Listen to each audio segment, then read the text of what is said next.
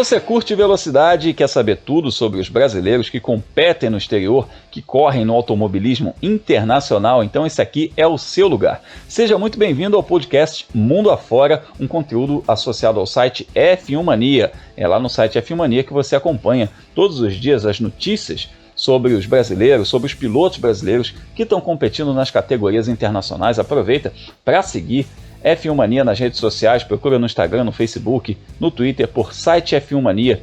Além, é claro, de assinar aqui o nosso feed de podcasts, porque tem muita coisa boa de segunda a sexta. A gente fala no final desse episódio sobre nosso cardápio de podcasts, porque hoje o nosso recorte é esse, brasileiros que competem no automobilismo internacional. Eu sou o Alexander Grunwald, jornalista especializado em automobilismo, e mais uma vez eu estou aqui com os meus parceiros nesse bate-papo, Leonardo Masson e Felipe Giacomelli, também jornalistas especializados, e nessa semana chegamos ao episódio número 40. Pois é, amigos, quarentamos, hein? Chegamos ao episódio número 40 desde 2020, desde o comecinho de 2020 aqui no Mundo Afora, no podcast Mundo Afora, falando a respeito dos brasileiros que fazem bonito nas pistas internacionais. E, Léo, tivemos brasileiro abrindo a temporada da Fórmula E, dando show. Fala, Grum, fala, Felipe, fala você que acompanha a gente. Pois é, episódio 40, Grum, para falar do Sérgio Sete Câmara, né? Ele que teve um final de semana ali que começou ruim e tal, complicado, mas brilhou demais no sábado lá em Diriyah, na Arábia Saudita. A gente fala dele já já. É isso aí. E também a gente tem brasileiro brilhando em tudo que é categoria, né? A gente falou aí do automobilismo elétrico, mas a gente tem também brasileiro brilhando nas categorias de base da Fórmula 1, brasileiro brilhando em categorias de turismo, de endurance e, por que não, no kart. Felipe, essa semana que passou a gente falou de vitória brasileira numa competição internacional de kart, uma importante competição nacional. Agora vai de novo, eu vou falar a mesma coisa. De novo, Rafael Câmara vencendo uma corrida num campeonato importante do kartismo europeu. Oi, Grum, oi, Léo.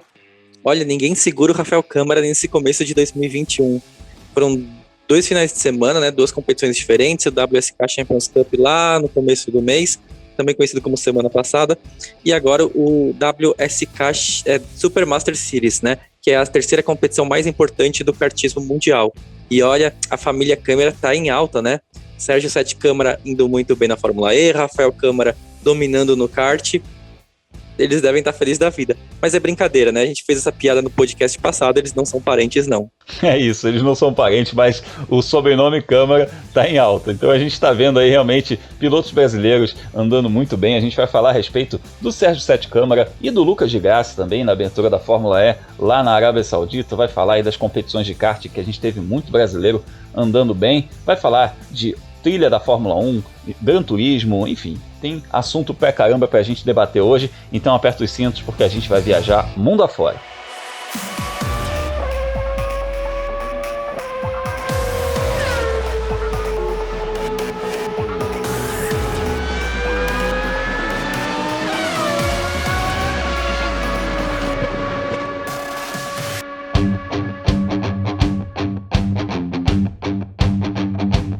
E a nossa viagem começa pela Arábia Saudita, onde a Fórmula E abriu a temporada 2021 com o EPRI de Diriyah.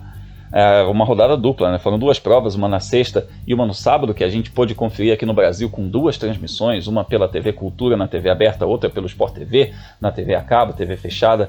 Então, muito bacana também que a TV Cultura transmitiu os treinos livres na internet, a gente pôde acompanhar todos os movimentos aí da categoria, e o Sérgio Sete Câmara deu um show na segunda corrida do fim de semana com a equipe Dragon Penske. Vale pontuar aqui que ele teve uma sexta-feira difícil, com um acidente na classificação, uma punição na primeira volta que não teve nada a ver com ele, era uma punição relacionada à equipe, mas aí o sábado foi redentor, 2º lugar no grid e um 6º lugar na corrida que virou uma 4ª posição depois das punições contra o Jean-Eric Vergne e o Nick Cassidy. Antes da gente falar um pouquinho a respeito desse fim de semana do Sérgio Sete Câmara, eu quero repassar o resultado das 2 corridas aqui, a gente inclusive vai ouvir o Serginho a respeito. Corrida 1, Nick De Vries venceu com a Mercedes, 2ª posição do Eduardo Mortara com a Venturi, 3º lugar do Mitch Evans com a Jaguar. O Lucas de Grassi foi o 9º com o carro da Audi e o Sérgio Sete Câmara o 20º com o carro da Dragon Penske. Na corrida 2, no sábado, vitória do Sam Bird da Jaguar, 2ª posição do Robin French da Virgin e 3º lugar para o Antônio Félix da Costa, o português campeão, atual campeão, com o carro do ADS Tech Cheetah. O Serginho chegou na 4ª posição e o Lucas de Grassi foi o 8º. Vamos fazer o seguinte, vamos ouvir o Sérgio Sete Câmara sobre esse fim de semana e a gente começa falando a respeito da rodada de abertura da Fórmula E. Logo depois da corrida, o Serginho comentou como é que foi essa epopeia para terminar aí na 4ª posição. Estou extremamente satisfeito com o resultado de hoje. Acredito que, por mais otimista que qualquer pessoa da equipe for, ninguém diria que a gente teria largado na primeira fila hoje, colocado os 2 carros na Superpole e nem muito menos ter mantido um bom resultado na corrida e botando os 2 carros na zona de pontuação, né? Considerando que esse é exatamente o mesmo carro que ano passado mal conseguiu marcar pontos, né? Isso mostra que as pessoas que chegaram na equipe, né, conseguiram trabalhar e já no curto prazo a gente está vendo resultados. E agora acredito que a gente tem que celebrar hoje, porque tem que celebrar, sabe? Foram muitos dias de trabalho, fechado dentro do workshop, numa sala de simulador escura, trabalhando para colher o fruto hoje, então tem que celebrar um pouco, mas a gente tem que logo também focar para seguir esse trabalho que proporcionou esses ótimos resultados hoje. E eu não tenho dúvida que a gente tem toda a capacidade do mundo de fazer isso. Valeu, Serginho, muito legal ver a Dragon Penske aí se reerguendo, né? Lembrando, é o mesmo carro do ano passado, da temporada passada, a equipe que foi a última colocada entre os construtores lá da Fórmula E, não renovou o seu carro, não fez a troca de tecnologia ainda e mesmo assim conseguiu uma boa performance. É muito legal a gente ver isso acontecendo, Léo, porque a gente até falou na semana passada, né? Não dava para esperar muito do Serginho com relação a essa história do equipamento, mas felizmente ele conseguiu apresentar um grande resultado. Ah, sim, Grum. Vale lembrar, e aí não por culpa do Serginho, tá? O desempenho que a gente espera da Dragon é muito mais aquilo que a gente viu na sexta do que no sábado. No sábado, o Serginho conseguiu tirar leite de pedra do carro. O carro da Dragon Penske ele é mais forte em uma volta só, né, em classificação, do que em ritmo de corrida. Acho que quem assistiu a corrida pôde ver isso, né? Ele não tinha condições de conseguir acompanhar o Bird e o Frins em muitos momentos da prova, apesar dele vir próximo, mas mesmo usando o modo ataque, ele não conseguiu atacar ou o Bird ou o Frins. Depois que ele foi ultrapassado pelos 2 carros da Tech Cheetah, ele também não conseguiu atacar o Verne e o Félix da Costa, né? Mas sim, ele conseguiu segurar muito o ritmo dele, se segurar ali nas primeiras posições. Vale lembrar que ele caiu para terceiro logo na largada, mas ele andou em terceiro durante muito tempo na corrida. Só a partir da segunda metade da prova que ele perdeu um pouco de desempenho e caiu para a 6ª posição. Dá a impressão até que se a corrida fosse, né, chegasse aos 45 minutos, vale lembrar, teve um acidente com o Alex Vin que interrompeu a prova faltando 10 minutos para o final e a prova terminou em bandeira vermelha depois, né? Mas dá a impressão que o ritmo do carro não faria com que o Serginho terminasse em 6º na pista e em 4º depois das punições. Talvez ele caísse um pouco mais. Mas é o que a gente dizia, né? O que a gente falou do de Grassi na semana passada, o Serginho fez. Chegou com o pé na porta. Um 4º lugar com a Dragon é um resultado espetacular. Periga, né? A gente espera que ele tenha mais resultados como esse, mas periga ser o melhor resultado dele na temporada e mostra de cara que ele é sim um piloto capaz de estar na Fórmula E. De repente, se conseguir uma temporada tão boa quanto esse resultado que ele teve no último sábado, poder migrar para uma equipe maior até no futuro. Foi bastante positiva a estreia do Sérgio. Grum, se você me permite, um comentário muito bacana ver a TV Cultura voltar às transmissões. Fazia quase 30 anos que eles não transmitiam automobilismo e voltar com a Fórmula E foi bem bacana, a transmissão deles foi bem redondinha. Muito legal a transmissão, eu acompanhei também a transmissão na internet com o nosso colega Kleber Bernucci fazendo aí os treinos Grande livres. Kleber. Pô, foi muito legal ver isso aí, eu acompanhei, o Kleber mandou muito bem também, aliás, um abraço para ele, é um grande batalhador também do esporte a motor, companheiro jornalista que está aí sempre trazendo conteúdo para a gente também, e trazendo o Felipe para o nosso papo agora sobre essa rodada de abertura da Fórmula E, a gente vai falar de Fórmula 2 daqui a pouquinho. Felipe, a gente comentou que o Serginho estava fazendo, no episódio passado, né, a gente falou que o Serginho estava fazendo uma guinada na carreira dele e tal, e era uma aposta alta. Estava migrando aí dessa trajetória de bater as portas da Fórmula 1 para tomar uma decisão de ser um titular numa categoria top, etc.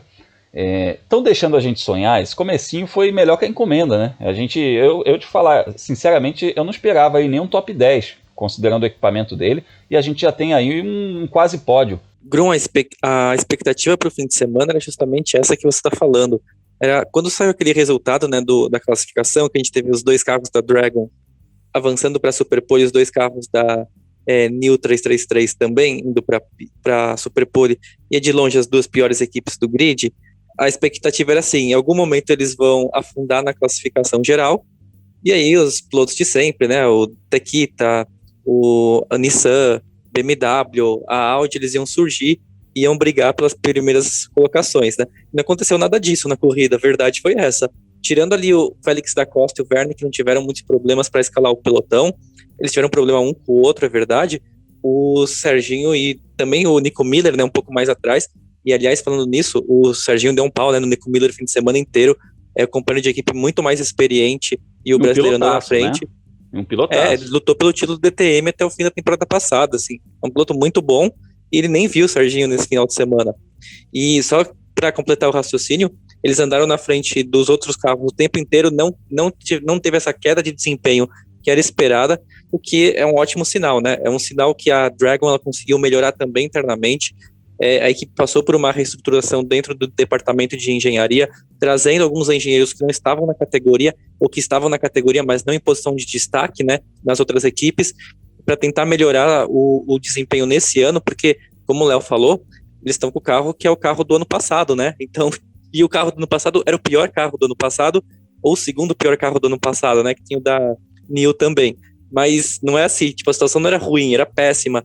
E dentro de uma situação péssima, terminar num 4º lugar, poxa, é melhor do que encomenda com toda certeza. É muito bacana a gente ver não só a equipe evoluindo, mas o Sérgio tendo essa posição aí, liderando a equipe, né, fazendo o que você falou, que o Nico Miller nem chegou perto, né? Isso foi muito bacana.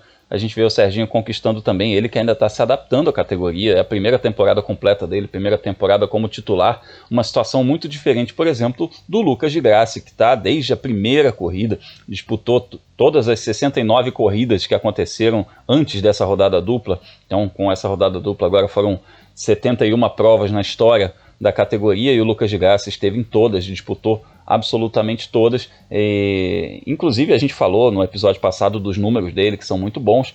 Foi um começo um pouquinho complicado para o Lucas de Grassi. Eu vou só repassar o campeonato aqui para a gente já falar dele. O Nick De Vries está liderando com 32 pontos, o Sam Bird é o segundo com 25, o Robin Frenz fez 22, está em terceiro. Os brasileiros, Sérgio Sete Câmara está em nono com 9 pontos, e o Lucas de Grassi é o 14º com 6 pontos. A gente vê o Lucas de Grassi lá só com 6 pontos lá na 14ª posição, soa um pouco estranho até, né, porque a gente está acostumado a ver o Lucas lá para frente, mas ele fez corridas que são a cara dele, né? A gente vê sempre grandes recuperações do Lucas de Grassi, e eu até anotei aqui, na corrida 1 ele saiu do 9º lugar, ele saiu do 16º lugar para terminar em 9º, e na corrida 2 ele saiu do 15º lugar para terminar em 8º. Não foi um fim de semana dos sonhos para ele, mas a gente pode, Felipe, esperar mais do Lucas esse ano também, né? Grum, o Lucas ele tem aquela questão que é as classificações, né? A gente sabe que uma volta rápida, né, tomada de tempo, não é o ponto forte dele, e aí ele dá um azar do caramba que a Fórmula E é uma categoria que ela dá uma ajudinha para as equipes que estão mais atrás, que é aquela classificação em grupo, né? Quanto mais na frente você tiver no campeonato, mais cedo você vai para a pista na tomada de tempo, ou seja, você pega uma pista mais suja, né, com menor aderência, e você tem o tempo prejudicado. E aí, nesse cenário, a primeira corrida do ano pega as pontuações do ano anterior. Então, nem nisso ele teve um descanso. Não é como se tivesse um sorteio e, de repente, ele fosse andar num grupo, né, correspondente, por exemplo, a uma bolinha que ele tirou, nada disso. Ele tá pegando uma posição boa do ano passado, que já levou ele para um dos primeiros grupos desse ano. Ele continua sendo punido, entre aspas, né, porque é as regras, mas a gente pode questionar até que ponto essas regras são justas ou não, que aí ele não consegue ter o desempenho que a gente espera dele. Mas tem um lado bom, né? Esse ano a Audi está desenvolvendo o carro internamente, né? Eles não estão não contrataram um fornecedor para desenvolver o equipamento e espera que o desempenho melhore. E aí o desempenho também puxa o Lucas de Grassi para frente nas classificações e nas corridas. E a gente vai estar na torcida pelos brasileiros Sérgio Sete Câmara e Lucas de Grassi na próxima etapa, já dia 10 de abril, o EPRI de Roma. A gente lembra que tem até o momento 8 corridas confirmadas. Esse campeonato, esse calendário deve aumentar um pouquinho, esse campeonato deve chegar aí à faixa de 12, 14, 15 EPRIs até o fim do ano. Então vamos aguardar a Fórmula E divulgar novas datas. Eles estão negociando ainda com algumas cidades, tem negociações com Londres, com Berlim, com Nova York, mas tudo depende também das condições sanitárias que a gente vai encontrar no planeta para os próximos meses. Então a gente vai manter você informado aqui, fica ligado no podcast Mundo Afora, que a gente vai manter informação a respeito disso, porque os brasileiros estão aí disputando esse campeonato de maneira muito forte. Bom, hora de a gente viajar, sair do Oriente Médio e dar um pulinho lá na Europa para falar de brasileiros rumo à Fórmula 1.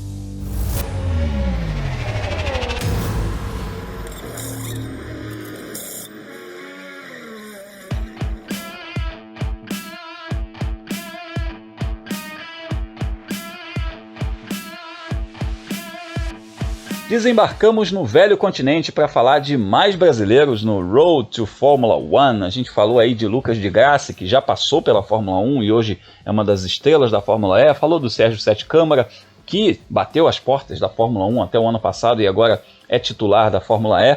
Mas tem brasileiro que está nessa fila aí, está tentando chegar lá. E na Fórmula 2 esse ano nós vamos ter 3 representantes. A gente já tinha a confirmação do Felipe Drugovich pela Univirtuose, tinha também a confirmação do Gianluca Petekoff na equipe Campos, e nessa semana que passou a gente teve a confirmação do Guilherme Samaia indo para a segunda temporada dele na Fórmula 2, só que agora na equipe Charus, que teve no ano passado em um dos seus cockpits o Pedro Piquet. Léo, a gente cansou de falar aqui no ano passado que a temporada do Samaia era para se adaptar ao carro, aos pneus, aquela coisa toda, pegar ritmo de corrida, já que ele vinha de algum tempo parado, quase 2 anos parado, né? Agora a coisa muda de figura, né? Ele está indo para uma equipe que, se por um lado o Pedro sofreu também nesse cockpit, né? O Pedro também não marcou muitos pontos no ano passado, no outro carro a gente viu o Deletraz, que era um piloto muito experiente, já estava ali com 4 temporadas na Fórmula 2, chegando a brigar ali nas primeiras posições. Não por vitória, mas brigar ali nas primeiras posições. O que dá pra gente esperar do Guilherme Samaia nesse ano? Então, Bruno, o Deletraz chegou a pegar pódio no ano passado, né? Mas sobre o Samaia, aquela talvez boa vontade que a gente tivesse, aquele entendimento de que ele tinha ficado um tempo parado, faltava se adaptar ao carro, se adaptar aos pneus, que eram bastante diferentes dos campeonatos anteriores que o Guilherme disputou. Agora isso cai por terra, ele já tem uma temporada, já conhece o ambiente, já sabe como que o carro funciona, sabe como que funcionam os pneus, conhece a dinâmica do final de semana, das corridas, então agora é a hora de mostrar resultado. O fato de correr pela Charus é aquela questão de 880. Será que ele vai conseguir resultados como o Deletraz conseguiu no ano passado, brigar mais na frente, pontuar com alguma constância, né, de repente até fazer algum pódio? Ou ele vai ter um carro igual o Pedro Piquet teve no ano passado, com virava e mexia, ele tinha problemas, não conseguia se classificar legal? Essa é a dúvida que a gente vai ter para o Samaia nesse ano. Capacidade, pelo que ele mostrou, principalmente antes de chegar à Fórmula 2, a gente sabe que ele tem. É um bom piloto, conseguiu bons resultados nas categorias por onde ele passou. E no ano passado é isso, ele precisava de uma temporada de adaptação ao campeonato mesmo. Agora é a hora. Na pós-temporada do ano passado ele foi bem nos testes, né, no teste realizado em Abu Dhabi. Agora resta saber se isso vai ser uma constância no ano ou se foi por acaso. Eu quero acreditar que ele vai conseguir um ano, se não para brigar por título, porque a gente sabe que a Charus não é uma equipe que tem um carro para brigar por título, mas pelo menos pontuando com alguma constância e brigando mais na frente. A gente viu o Pedro Piquet fazendo ótimos testes com a Charus também, né? E chegou na hora das corridas, o carro parecia que andava para trás, era constrangedor o desempenho daquele carro, e uma diferença muito grande em relação ao companheiro de equipe, o que torna as coisas muito mais estranhas, inclusive, né? Sem fazer teorias da conspiração aqui, mas a gente sabe, né? Carros são diferentes, né? Não são modelos standard, mas os carros são diferentes. Então a gente via lá o Deletraz avançando e o Pedro Piquet, que até largava bem, conquistava posições, ia para o top 10, de repente ia caindo de produção ao longo da corrida, o que não é condizente com o que ele fez na carreira dele em categorias anteriores, né? Na Fórmula 3, na GP3, ele andou bem em outras categorias, então era esquisito ver o que aconteceu com o Pedro Piquet. Eu espero que não aconteça algo do tipo com o Samaia também, né? Porque ele fez testes promissores, mas aí na corrida é outra história, né? A gente tem uma cobrança muito maior, a questão do ritmo também. Mas, Felipe, é interessante porque a gente vai ter, pelo menos aqui da parte dos brasileiros, um foco muito maior em cima do Drogovic. E isso pode ajudar um pouco tanto o Samaia quanto o Petekoff nesse ano deles, né? Nesse ano de transição na Fórmula 2. Grum, mantidas as devidas proporções, e por favor não me xinguem por fazer essa comparação, mas é um pouco aquele estilo Senna Barrichello Massa que a gente já discutiu aqui, né? Mas é bem isso mesmo, a comparação ela é bem pertinente, concordo com você. Que quando, só para quem não acompanhou o podcast antes, para explicar, quando enfim, 94, todo mundo sabe o que aconteceu, o foco foi muito grande no Barrichello e ele não teve sossego para aprender, né? Por exemplo, você pega os resultados do Barrichello de 94 e você compara com qualquer novato da Fórmula 1 até atual, assim, os resultados do Barrichello eram maravilhosos, teve pole com Jordan, sabe? E a gente não dava sossego porque, a gente tá acostumado com o Senna. E aí o Massa, ele surge quando o Barrichello tá no auge, e ele teve um pouco mais de tempo. O primeiro ano dele de Sauber não foi bom, né? Ele teve um segundo ano de reserva na Sauber. Então aí ele conseguiu se firmar. E é um pouco o que a gente vai ver com os outros dois brasileiros, com o Petekoff e com o Samaia neste ano. Eles vão ter um pouco de sossego, porque a expectativa que a gente tem com o Drogovic é que ele lute pelo título. Mesmo que, enfim, a gente quer ver ele brigando por pole position com frequência, ainda mais que ele está com a equipe que é a melhor do grid em tomada de tempo, ele vai brigar por vitórias, a gente espera isso, e pódios com frequência. Enquanto isso, o que vier dos outros brasileiros também, a cobrança vai ser menor, a gente vai ficar de olho neles, acompanhando, é claro, torcendo para eles consigam bons resultados, e aí todos eles já mostraram ao longo da carreira que tem condição sim de brigar, ainda mais que as regras desse ano da Fórmula 2 tem 2 corridas com grids invertidos, né, ao contrário do ano passado que era uma só, então a chance também deles pontuarem é maior, mas eles estão numa situação de, não diria coadjuvantes, mas é mais ou menos por aí, sabe? O foco é o Drogovic. Eu colocaria essa situação, eu rotularia como franco atirador. Né? Aquela situação em que você não espera muita coisa, mas que você pode ser positivamente surpreendido. Bom, falando ainda dos brasileiros... O Bruno, só para completar, que é a situação do Drogovic no ano passado, né? Ele que foi o franco atirador e olha o que deu. É verdade. Muito surpreendente para muita gente, né? Embora a gente conhecesse o valor do Drogovic de outras categorias, em que ele foi campeão, em que ele andou muito forte, venceu muitas corridas, mas ele chegou sem muita pressão em cima dele e acabou surpreendendo positivamente muita gente. Legal, vamos seguir na Europa falando ainda sobre brasileiros que estão rumo à Fórmula 1, porque tivemos outro anúncio nessa semana, que o brasileiro Gabriel Bortoleto, que disputou a Fórmula 4 italiana em 2020, ganhou corrida, fez pole position, terminou a temporada em 5º lugar, anunciou que vai dar um passo na sua carreira, vai mudar de categoria, e ele mandou uma mensagem para a gente para explicar exatamente o que vai acontecer em 2021. Fala, Gabriel. Fala, Grum, tudo bem? Gabriel Bortoleto aqui, vim dar uma passada para comentar um pouquinho da minha temporada de 2021. Vou competir na Fórmula 3 Regional by Alpine, que é a junção da Fórmula 3 Regional, que foi a que o Gianluca foi campeão ano passado, junto com a Fórmula Renault, que é a que o Caio competiu ano passado. Bom, estou muito ansioso para a temporada começar, estou indo para a Itália dia 11 de março agora, para começar os treinos e tudo. Estou bem focado, treinando bem na academia também, e eu vou estar competindo na DR Fórmula, que é uma equipe um pouco menor, que é a que eu competi ano passado na Fórmula 4, mas é uma equipe que eu acredito que a gente possa fazer ótimos resultados juntos. A gente está bem focado para ter esses resultados. Minha expectativa para o campeonato, principalmente, é pegar experiência, aprender bastante sobre o carro. É um carro totalmente diferente do Fórmula 4. Outra perspectiva, sobretudo, aerodinâmica, motor bem mais forte. E eu estou bem ansioso para conhecer mais sobre o carro também. Mas eu também espero conseguir algumas vitórias, pódios, porque acredito que se a gente conseguir acertar tudo bonitinho, a gente consegue fazer ótimos resultados. E o pessoal deve estar se perguntando porque eu acabei saindo da Prema, né, indo para a DR, que é uma equipe menor. Bom, a gente teve uma situação na Prema de competir ano passado na Fórmula 4. Me identifiquei, a equipe é uma equipe bem profissional, bem legal, mas a gente decidiu ir para um outro caminho, para uma equipe um pouco menor. O pessoal estava disposto a trabalhar bastante, ter ótimos resultados e a gente acelerar o máximo que dá e desenvolver o carro, né? Isso principalmente. Bom, mas é isso. Vamos ver o que o ano nos espera. Bom, é isso, pessoal. Muito obrigado. Vamos lá, acompanhem, torçam bastante e vamos acelerar juntos. Valeu! Valeu demais, sorte e sucesso, já sabe, né? Fez pódio, ganhou corrida, manda mensagem pra gente aqui, pra gente ficar por dentro de tudo que você tá fazendo no automobilismo. E botando nossos amigos aqui no papo de novo, voltamos a falar. Fórmula Renault virou...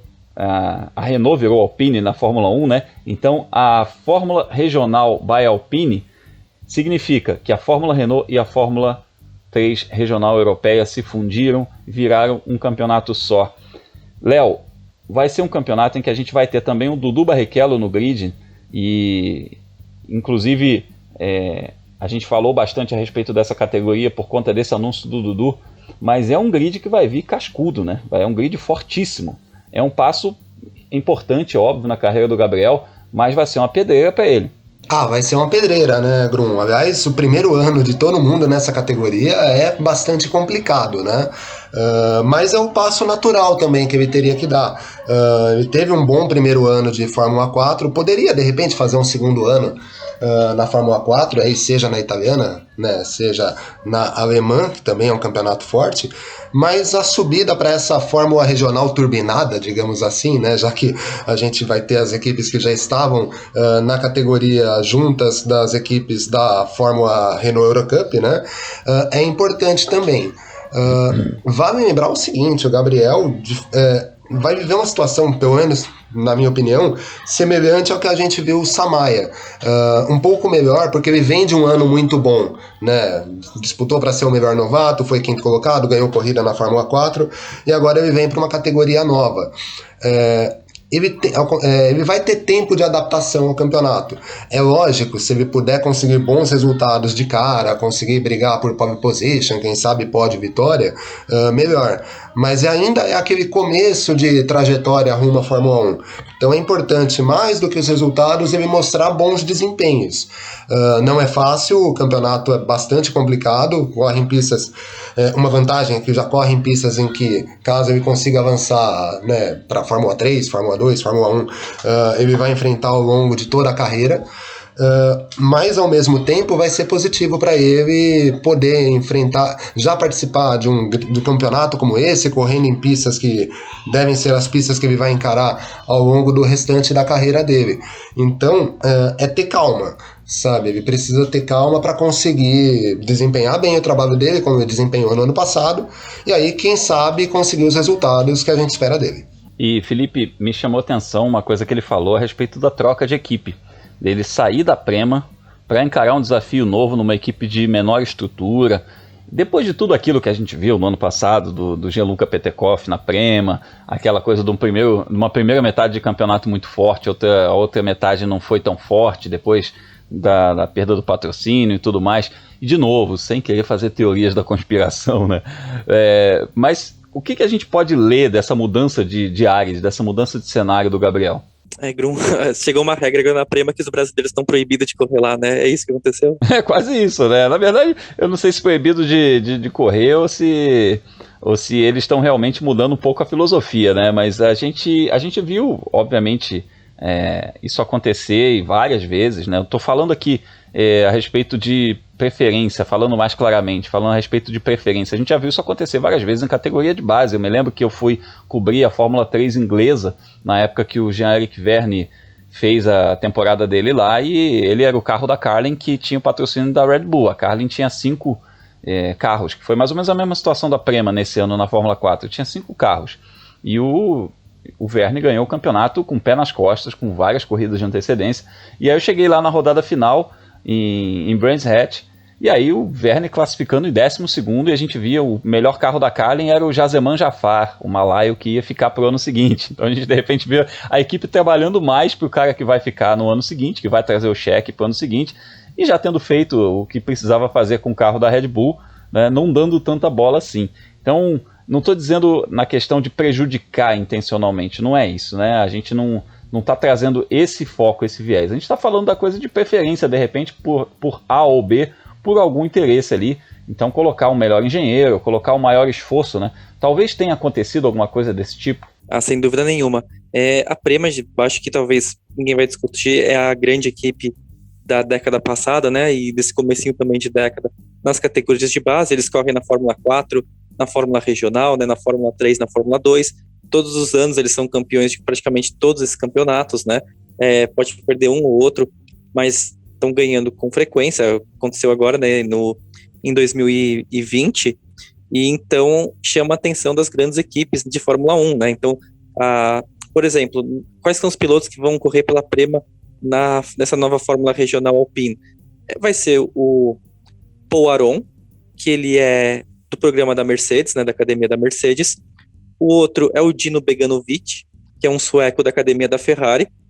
E o terceiro piloto é o Davi Vidales, que foi aquele piloto que já foi protegido do Fernando Alonso, que estreou, né, no ano passado em Imola, na primeira corrida que ele estava fazendo depois de sair do kart, né, nem saindo da Fórmula 4, chegou ganhando. Então é uma briga assim muito de cachorro grande, sabe? Não é assim, não é o talento do piloto que está determinando onde que ele pode chegar. Você tem muitos interesses por trás. Você tem equipes, você tem montadoras, você tem patrocinadores, você tem muita gente colocando dinheiro nesses pilotos. E eles não podem falhar, sabe? E a forma de não falhar é você colocar dinheiro na equipe. E aí a gente sabe, o Gabriel Bortoleto era um dos pilotos que não tinha apoio de uma equipe de Fórmula 1 nas costas, né? E acaba que, de fato, realmente, essa questão de preferência acontece e o brasileiro ficou de lado. Aí o que acontece para esse ano? Ele vai correr pela equipe DR, né? Que é uma equipe portuguesa, em associação com a RP, que é uma equipe italiana, que é muito legal porque são as duas equipes que têm duas letras só no grid, eles se juntaram e então agora a DRRP, que é um nome um pouquinho maior. E aí os companheiros deles são dois pilotos que ainda estão se firmando. Por exemplo, o Emílio Pesce, que é um italiano, também está no começo da carreira, não teve bons resultados ano passado na Fórmula 4 italiana e já fez o pulo para a Fórmula Regional. O outro piloto que está correndo é um americano de origem espanhola, chamado Brad Benavides, que também não conseguiu nenhum resultado relevante na carreira até agora. Então o foco vai ser no Bortoleto mesmo. Mas é o que a gente falou, esse grid está muito qualificado, é uma pedreira muito grande e talvez o melhor seja pensar em evoluir em 2021 e lutar pelo título em 2022. A gente está sempre na torcida aqui pelo Gabriel Bortoleto, um piloto de muita qualidade. A gente viu o que ele fez no kart europeu, também no Mundial de Kart. A gente ficou de olho nele já há algum tempo que a gente acompanha a carreira dele. E esse desempenho na Fórmula 4 aí, com vitória, com pole position, foi bom, mas poderia ter sido ainda melhor, a gente sabe, porque ele é um talento que, se for bem trabalhado, bem lapidado, pode chegar muito longe e a gente vai ficar de olho nele aqui. Então, vamos lá para a nossa volta final.